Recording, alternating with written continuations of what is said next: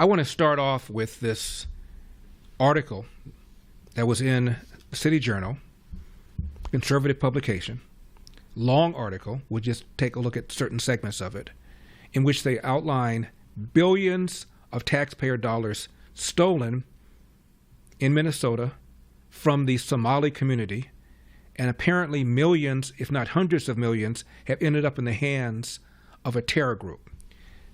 Ilhan Omar pulls out the race card, says it's not true. There is no evidence that a single dollar in Minnesota has gone to aid and abet terrorists. Number 88. Because if you believe in law and order, you understand that if a person commits a crime, they face justice. And that you don't put that crime on a whole community. What we also know is that there is not a single evidence that the president or his coonies have put forth that there are any single resource from taxpayers in Minnesota that has gone to aid and abet terrorism. That language is dangerous. That language puts the lives of Somalis not only in Minnesota, but across the country in danger. And if the president believed that, and he had evidence, he would take people to court. So we are sick and tired of the president waking up one day and deciding to put forth falsehoods and demonize whole communities, while the ignorant people that support him then take the lies that he's spreading and use it as a fact. Now, we'll talk about President Trump's reaction to the allegations in a minute. But this is from City Journal, again, a conservative publication written by a guy named Christopher Rufo, co-written by him. Sharp guy. Headline: the largest funder of al-Shabaab is the Minnesota taxpayer. Here's just some excerpts from this very long article, and I'm quoting. Minnesota is drowning in fraud. Billions in taxpayer dollars have been stolen during the administration of Governor Tim Walz alone. Democrat state officials overseeing one of the most generous welfare regimes in the country are asleep at the switch. And the media refuse to connect the dots. In many cases, the fraud has allegedly been perpetuated by members of Minnesota's sizable Somali community. Federal counterterrorism sources confirm that millions of dollars in stolen funds have been sent back to Somalia, where they ultimately landed in the hands of the terror group al-Shabaab. As one source put it, the largest funder of al-Shabaab is the Minnesota taxpayer. Our investigation shows what happens when a tribal mindset meets a bleeding heart bureaucracy, when imported clan loyalties collide with a political class too timid to offend, when accusations of racism are deployed to shield criminal behavior. The predictable result is grift, with taxpayers left to foot the bill. The article continues.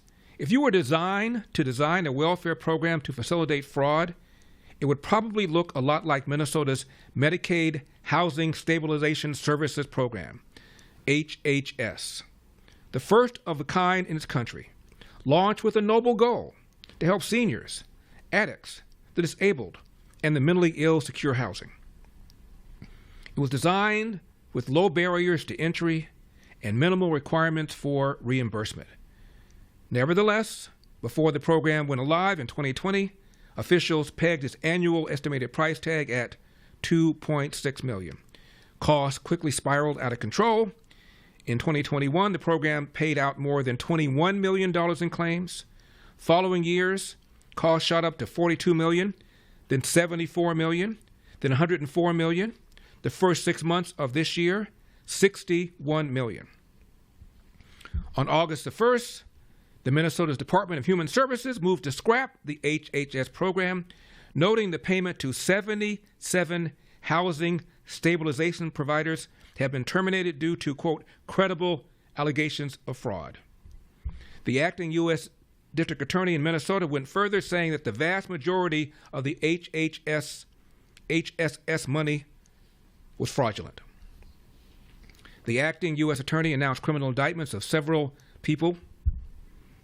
He said most of these cases, unlike Medicare fraud and Medicaid fraud, weren't just overbilling. These are often just purely fictitious companies solely created to defraud the system, and that's unique to the extent we have here in Minnesota. He said many of the programs operated out of dilapidated storefronts or run-down buildings. The perps signed up people recently released from rehab, signing up for Medicaid services that they had no intention of providing. Schemes stacked upon schemes, draining resources. It was never ending. The U.S. acting attorney said, "I have spent my career as a fraud prosecutor, and the depth of the fraud in Minnesota takes my breath away."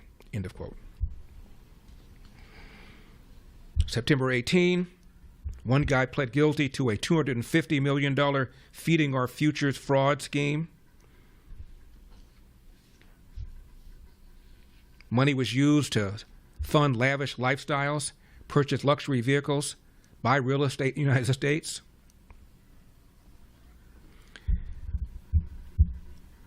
A former Minnesota state senator said the media does not want to put a spotlight on this.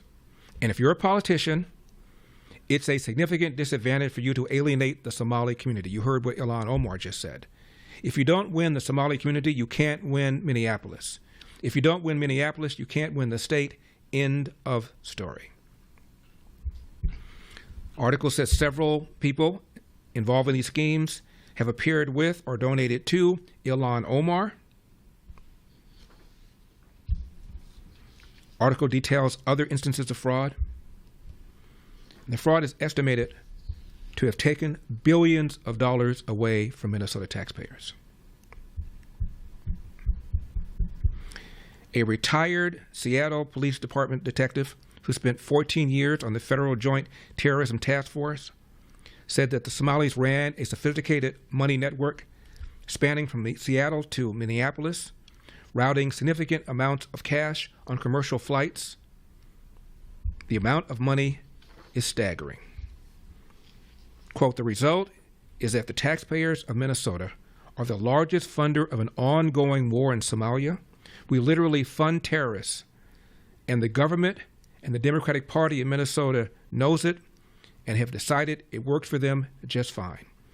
Minnesota is drowning in fraud. Billions of dollars in taxpayer money have been stolen during the administration of Governor Tim Walz alone." End of quote. Now, in response to this report that was in City Journal, President Trump took to Truth Social. Quote, "Minnesota under Democrat Governor Tim Walz is a hub of fraudulent money laundering activity. I, as President of the United States, hereby am terminating, effective immediately, the Temporary Protected Status Program, TPS, for Somalis in Minnesota. Somali gangs," he continued, "are terrorizing the people of that great state, and billions of dollars are missing. Send them back to where they came from. It's over." Close quote. To which Ilhan Omar said, quote, "I am a citizen, and so are the majority of Somalis in America. Good luck celebrating a policy change that really doesn't have much impact on the Somalis you love to hate. We are here to stay." End of quote. This past June, Trump restricted the entry of foreign nationals from Somalia, identifying the nation as a terrorist haven. Ilhan Omar, by the way, came here when she was 12. Family fled from civil war in Somalia. She lived in a refugee camp in Kenya for 4 years before coming here. A country that now she's trying to change. For full shows, live and on demand, it's Salem News Channel.